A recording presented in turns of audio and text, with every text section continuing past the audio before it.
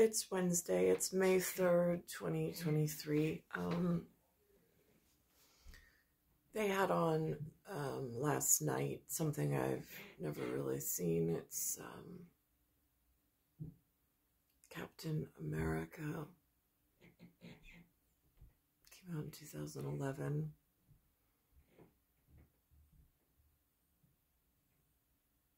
They call him Steve Rogers. And then this morning on the CBS on Channel 2, it shows the many faces of Steve, I think they say, but they're referring to Steve Martin. Steve Martin has he's got a quality of my father Lou. And it shows Steve in a white outfit on stage in 1978 with a purple headdress. So I'm teetering between the two local books, The Purple Emperor and this Spanish Daughter. Not that I chose them. They chose whatever they chose it's on the Queen's Library schedule. So, and then I have to go with, in the Captain Marvel franchise of communications that somebody put out there, I see the Yggdrasil, which is like the family tree. I see the one snake coiled on one of the roots. I know that Lewis has painted on his Murphy bed. My grandfather, before he painted the astrology and like the creation of dimension and universe. And then I'm looking at the path I've been set upon. I mean, Childhood Bride really wanted the first class that they chose for me, or even second class at that. I mean, like the first class was where I wanted to get to in the meetings of an endangered population and a woman who so desired to be close and part of the tight-knit family and have children. I do not understand why held at second, almost amongst second class, and then sliding into third class. I really don't understand how that happened. I have no idea. But I know the first class meeting still exists. And I'm watching,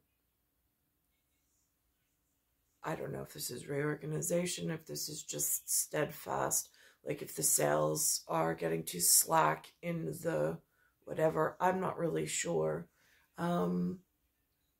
But now I have next gens. And I have very specific whatever. I see somewhere the mention, like in local area, in local lore, folklore, there's the Lindenhurst lathe man that came to, I don't know, study us. I don't know what you call it when they move in and they're RH positive, and then, but luckily he left without too much trouble. And so, unlike the blacksmith, who has stayed well beyond his welcome. So anyhow, so the beginning of this Captain America movie starts out around the size that one of the children were when the Lindenhurst lathe moved in. He looks more like the Iron Man character. And then there's this transition, which I remember going to one of Uncle Edward's parties. And all of a sudden, that particular summer, Benjamin or whomever in the clock series, I know the latitude and longitude of that, he removed his shirt to go into the pool and the entire party, like, it was almost like everybody stood still in time and watched him on the diving board about to go into the pool, because he had transitioned from this scrawny little person into this full-grown man. Very much the way Chris, I mean, not Chris, that's his real name, but Steve Rogers does in this one scene. And I remember that summer, and I was so proud of my son in that moment, just knowing that, like, his journey was just about to begin. So I'm watching these epithets or these conjectures that are put out there. I also see the other scenes, like from the New York perspective of the leisure world, like this world and the World's Fair that they have in Flushing around here still exists, but I don't know what they were doing generation before I arrived in the setup before my arrival. So I'm watching this. Sark, we're flying to London tonight. Sir, and it says the first Avenger. Good experiment you've gone to Alamogordo. The serum worked. I asked for an army and all I got was you.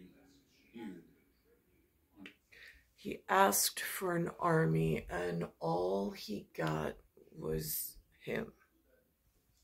You're not enough. With all due respect to the Colonel, I think we may be missing the point. I've seen you in action, Steve. More importantly, the country's seen it. Paper. The enlistment lines have been around the block since your picture hit the newsstands. So now Steve says, which again, like, I'm not part of this, in like verse, I'm not versed with their words. So Steve refers to himself as a chorus girl. I was like, whew.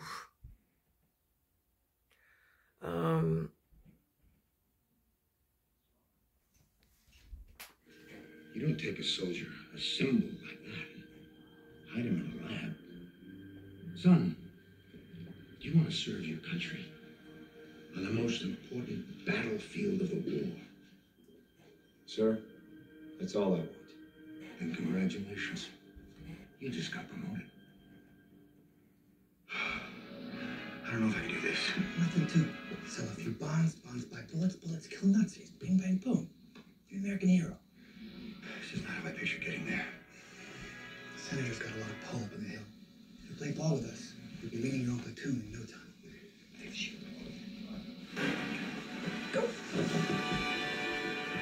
Strong and brave, here to save the American way. Are these the Series E bonds or the I bonds?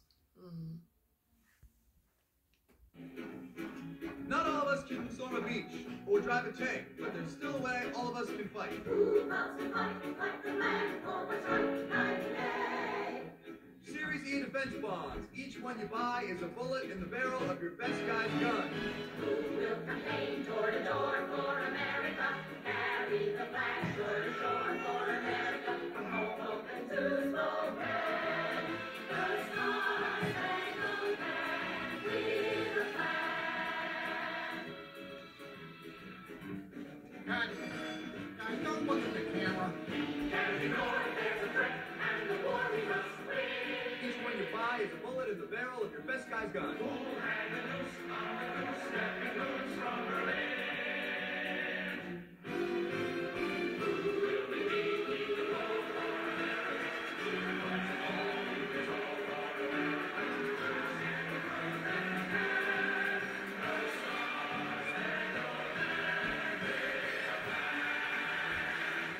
We all know this is about trying to win the war. We can't do that without bullets and bandages, tanks and tents. And that's where you come in. Every bond you buy will help protect someone you love. Keep our boys armed and ready. And the Germans will think twice about trying to get the drop on us.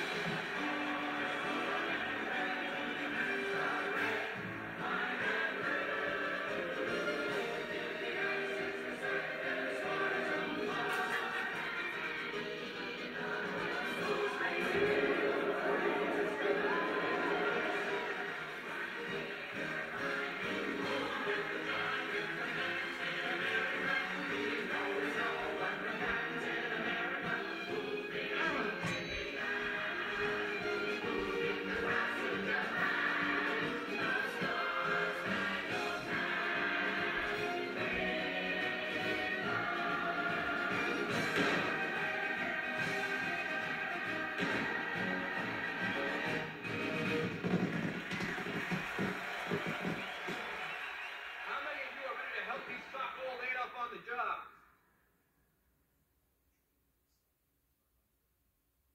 Okay. I need a volunteer. It says Italy and it says 1943, just so space and time is working in the proper order. And it says 5 miles from the front.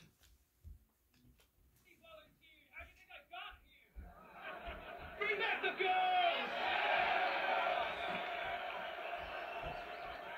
I think they only know the one song, but I'll see what I can do. Do that, sweetheart. Nice boots.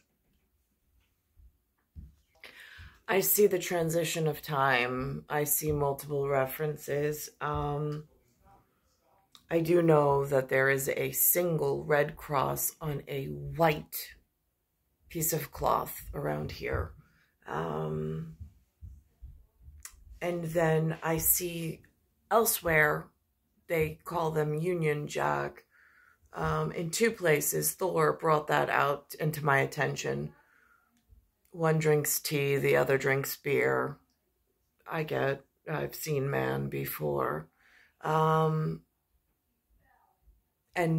their Red Cross seems to have this other display on it. Again, at this point where I am, there is one George Washington head, and then there is this tail problem I'm having going on. I can't quite figure out. I mean, they did come up with a game when I was younger, pin the tail on the donkey, but again, I don't want to give the elephant the upper hand on this. I still have multiple avenues of disruption. Cleaned up. Why? Where are we going? Future.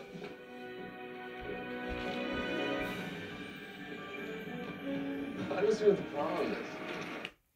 Now, for anybody who's never stepped foot in New York, this is one of my local Queens symbols.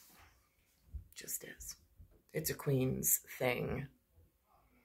And I hear that there's other places that call themselves Queens or incorporated that in whatever.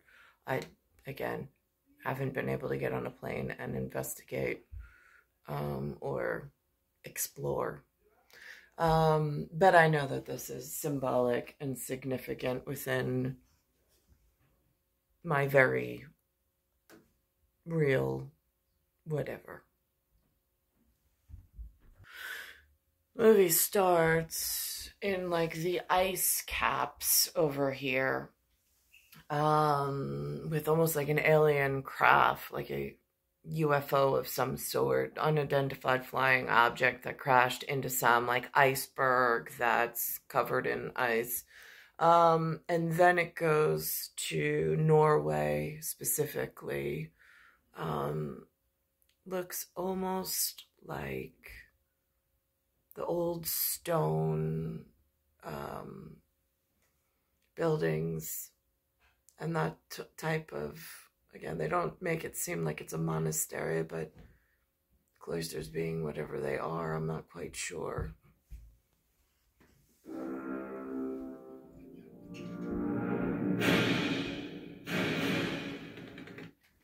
So it says Norway, 1942.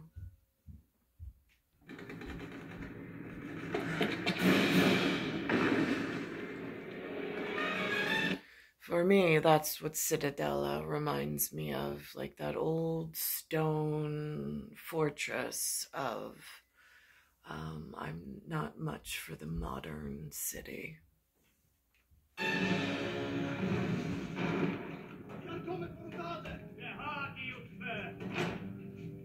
Ich muss in Mutter. Ja, im Kammer. Die haben sich.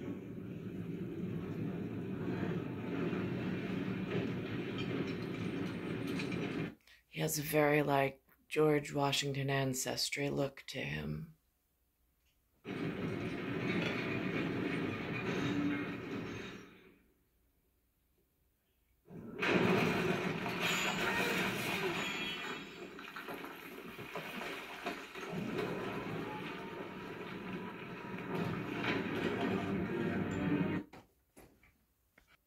And then this person arrives, and he's the one who notices the Yggdrasil.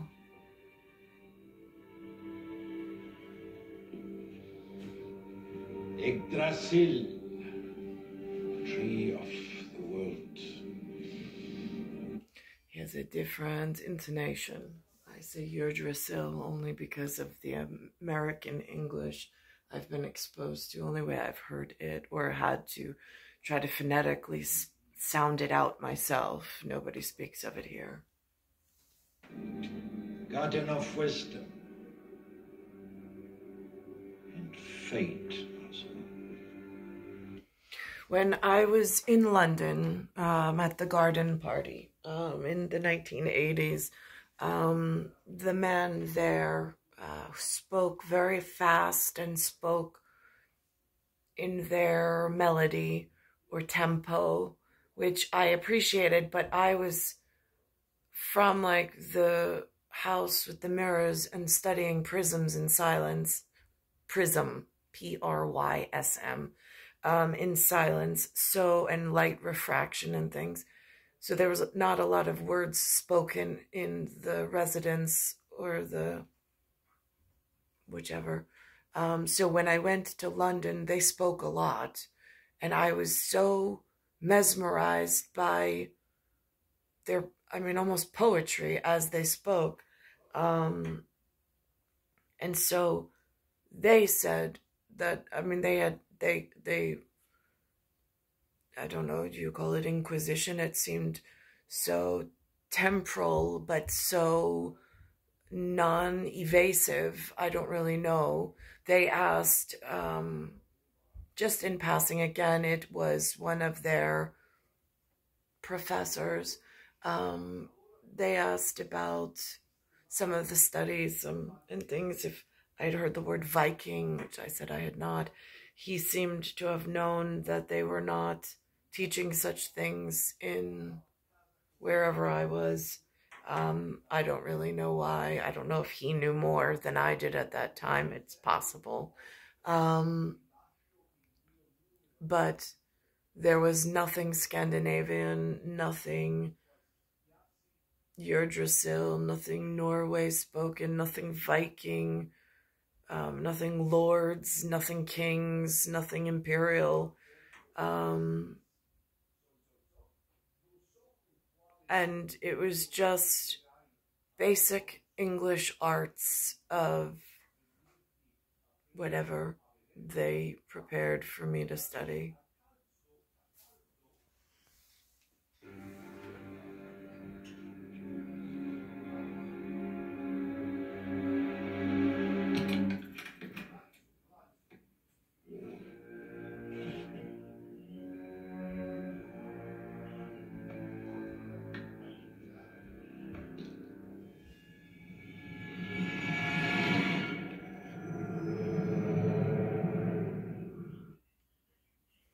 This, by the way it picks up here feels very much the way the light picks up over here, which I know speaks on a much more important system of why is the sunlight so harsh in these parts, also with air quality and a whole bunch of other environmental issues that I've been doing whatever it is that I do in my quiet.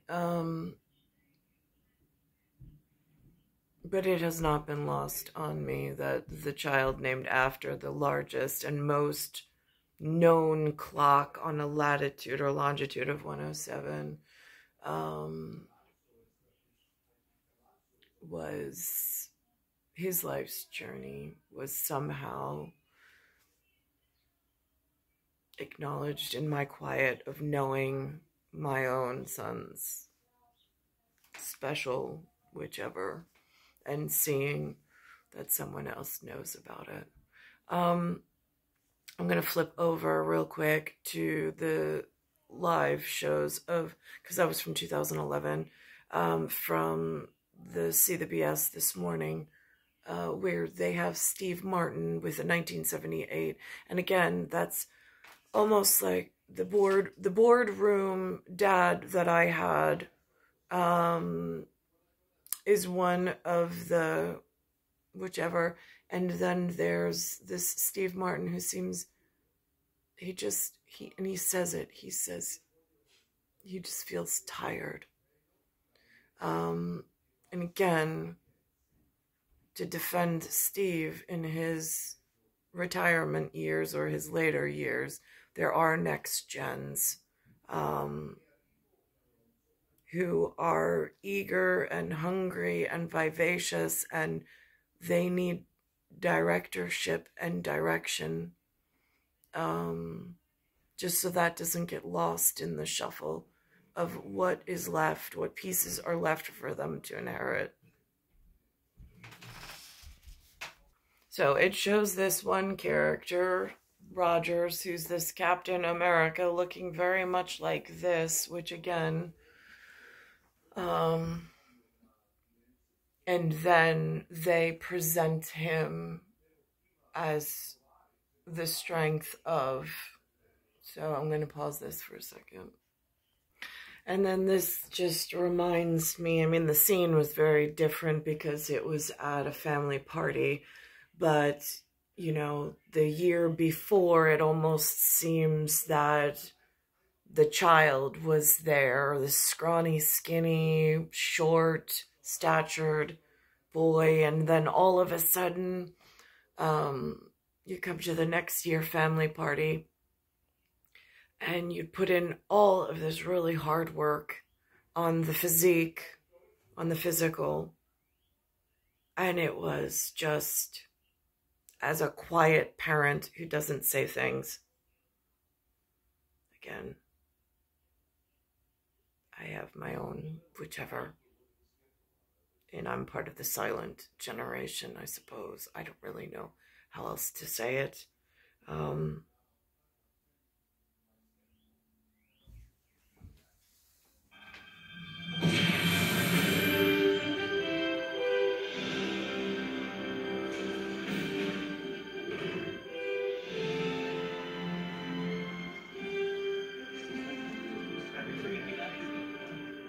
of a bitch did it.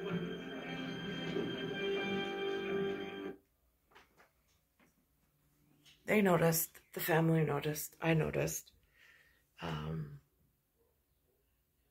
But we're a quiet family. Now here is a tribute this morning to a very famous man, Steve Martin. I don't know many, but he is one of the ones from my childhood. I think some of the comedy that he did was clean. Lewis allowed me to watch. But he also did some movies that he was Lewis without the beard. He had the personality, sometimes on screen, very charismatic, that reminded me of my father around the house. Although I know my father of the boardroom was completely different. This year, it says, is 1978. Yeah, it was. Yeah. If I had understood that, I would have been better off, because I kept thinking, I'm doing a comedy show. You know, I want them to laugh, not cheer. Only on CBS Morning, Steve Martin and Adam Gopnik join us here in the studio. Welcome to you both.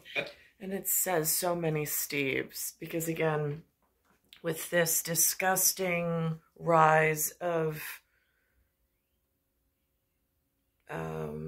theorems that what thinks they have degrees of certainty in educates, where they try to put perfectly innocent women and children and break up families in the power that runs some.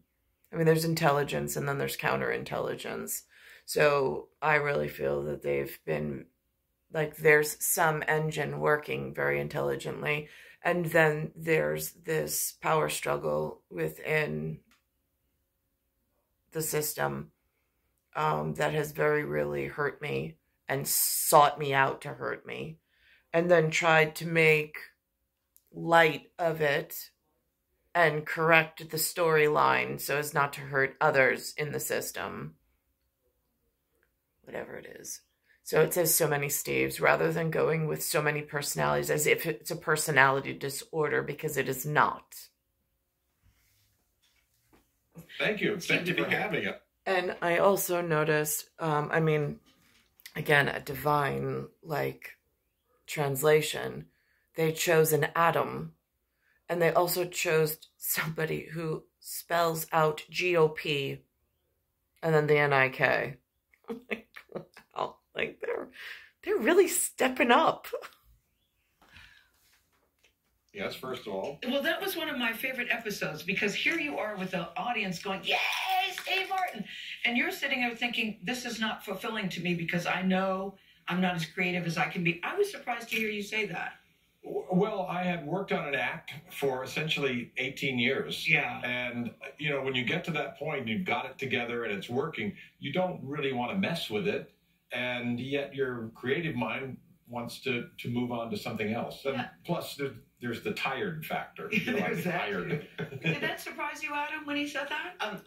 I sort of knew it only because I knew everything else that Steve had done after that, right? And obviously there had been some kind of impulsion in him, as there is in every creative person, not to be satiated by repetition. Yeah. But you know what was fascinating too, Steve, is that you said you actually had to learn to be friendly, that you were an introverted person, that people, Tommy Smothers once said this about you, like, Tommy Smothers said it, I didn't. Talking to Steve Martin is like sitting in a room alone. Yes, Now, well, that's true. I was, and it still is, by the way. More than ever. but did you have to... Well, early on, I was kind of isolated, withdrawn, and shy. And then when I started working with Carl Reiner as a movie director, I could observe him because he was outgoing in exactly the right way. Yeah. You know, for me, I only see Steve in his momentum, in his greatness, in his glory, like in his moment on stage. Like, there's no, you don't think of him off stage because you only, like, look at him when he's on. But the fact that even he says he needs direction, I mean, again, it's such a crucial piece of the greater good and the greater whole, to have this direction. And it's almost criminal when it's withheld from your ability to, I mean, it's just, I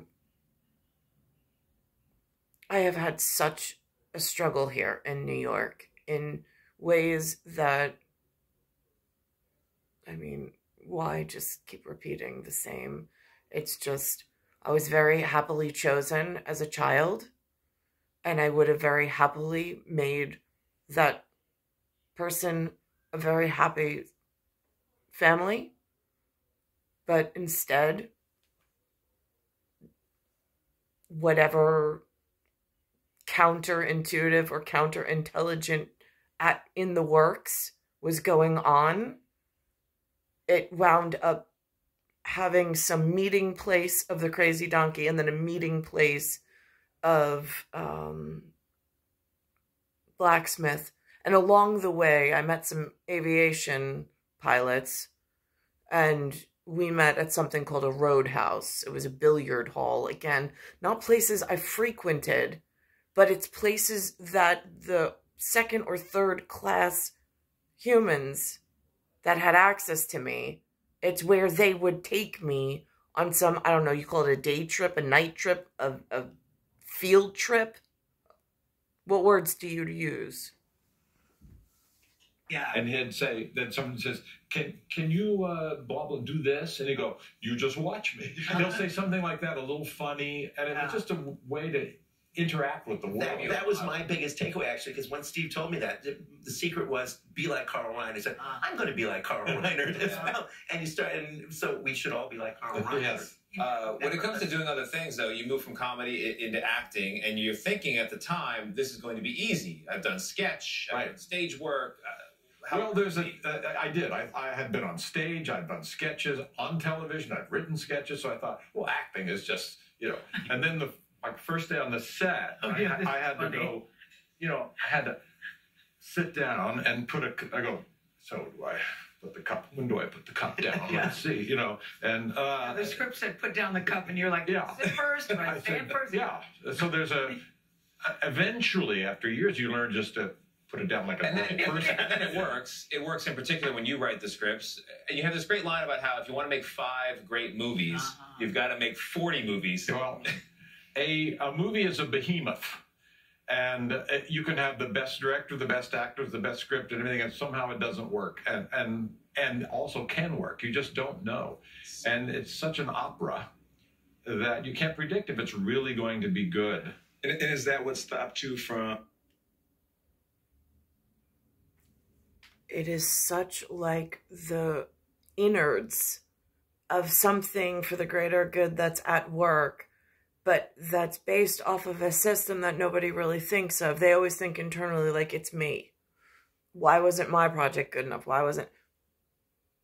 Again, in the schematics of things and in how the main drivers are working and whatever the main fight is over in places that are really hard to predict or even to see or to reach. Being in these feature films over the last handful of years? No. I mean, it is a pressure. Like, just you want it to work, and there's so much pressure around it financially, and the crew, and the cast, and the studio. But it's always a relief to come here and just have fun, and do something like with Adam, where we're just talking, and then we later edit it. Well, that's what I think is so interesting about the two of you. You've been friends for over 30 years. Adam, you say in the podcast, and audiobook, that you all bonded over his passion for art, which you call his prime passion. Yeah. We met at an art occasion. I had curated a show at the Museum of Modern Art, actually. And Steve and I met, and we started talking about it. And Steve's passion for art was, I think, in a certain way, a kind of salvation. In other words, it was something that... Yes, it's something very private. I could enjoy myself. It's not public. Yeah. But I would read Adam. You don't write about art so much anymore. But when he was writing about art, I always felt, oh, I'm smarter now. And it wasn't difficult. It wasn't art speak. It was graspable what he was talking about. So how did that friendship lead to this? Because number one, I have to say the podcast is so well done. You're riding your bike from the east side to the west side, where Steve lives, and you two just sit and talk. Again, we've agreed to call it an audio book. Oh, okay, sorry. Oh, boy. An audio biography. I hope we're not live. It just was fun. Steve and I have been having conversations in different countries for a long time, and I would truly ride my bike over, and we would start talking, and we discovered what our subjects were as we were talking about them. And one of the things we talked about was writing, because Steve has written novels. That's what I do.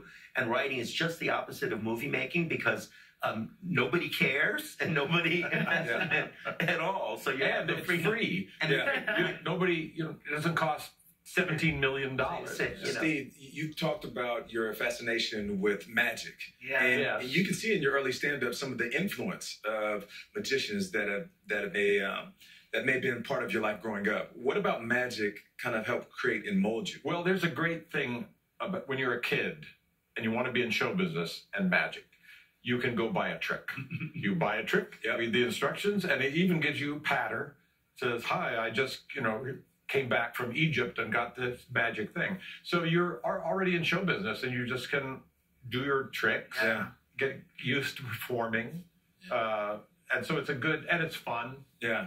the showmanship of it. Adam, what's so interesting about Steve, it seems to me, is that most people, that feeling of not being good at acting on day one is a frightening feeling, and you don't go back to it. But you, so many times in your career, have sought out that new thing and then ascended it. Do you know anyone like that? Yeah, I mean, I think it's one of the things that makes Steve. The answer is no. I'm sorry. No, nobody other than Steve. Everybody has that. Yeah, but no, I do think it's true that interesting people tend to want to do the next thing. Try, magicians have this beautiful term, the real work, and they mean people who have got great technical virtuosity, but who also are idiosyncratically themselves. And that's very much what I like is that there are so many Steves, and they're all knockout, and they're all fantastic. And you both captured it very well. This is one of your projects, and you're also working on the mastery. I have a book out called The Real Work on the Mystery of Mastery, which is kind of transitive with everything we talk about. And by the way, I judge audiobooks by how many calories you can lose. So this is a 400, 500 calorie treadmill or Thank you for that, Marty. Thank you.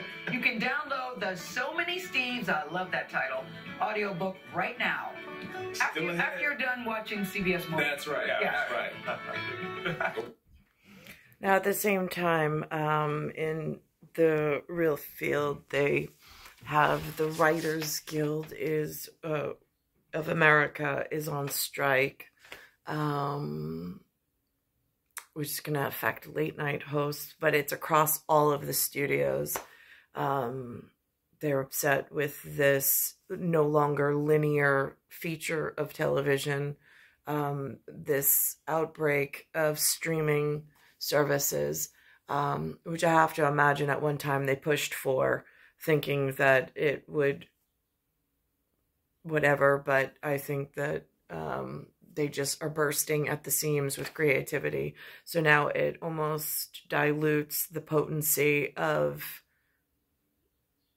the message and of, like, how do you find the audience and get connected, and the connectedness of it, which is why the movie theater was so important, along with other features that have totally broken down and almost eroded away. I saw the birds, the ornithologist people. I learned that at the local Red Cross, thanks to a local person. And they said in this piece about the birds, they're trying to do away with this Autobahn. I don't know if that has to do with the auto being good, because again, in French, bon is good. So I don't really know where they're trying to rip that down and then rebuild that feature within New York City. There seems to be this underseething thing also going on. I see also they mentioned something with King Charles and Meghan not being able to attend his coronation. Again, Biden with that ticket with Harris, I'm just saying it's not Ed Harris. So I'm not quite sure how that got rearranged at the body, and then the stage parents, and then the puppeteers and the main Muppets, and however the words are that are non-explosive at, like, how is this supposed to work exactly? Because where I was first invited to attend and where I am now, I'm not really sure how, like, what the humans or the earthlings did or are up to, honestly. It's star 1978, it's star 8378, Nicole, Cattaruzza, it's Earth, Solar System, Milky Way Universe, Galaxy is broken. It's Bayside Station, Bayside, New York, 1361. However, I do see on the George Washington system, they're still promoting the GOD. I found the Red Cross where I go, they still speak of the GOD. And it is not in this big, ornate building. It is the humble and respectful, just like the man who gave me the pin from 1988 met me in that type of sanctuary. it is the same at the moment, where I have returned almost like a bird on a migration back to the roots that they set me upon when I met the person as a child that I was intended for before this stage decided to disrupt my entire womanhood.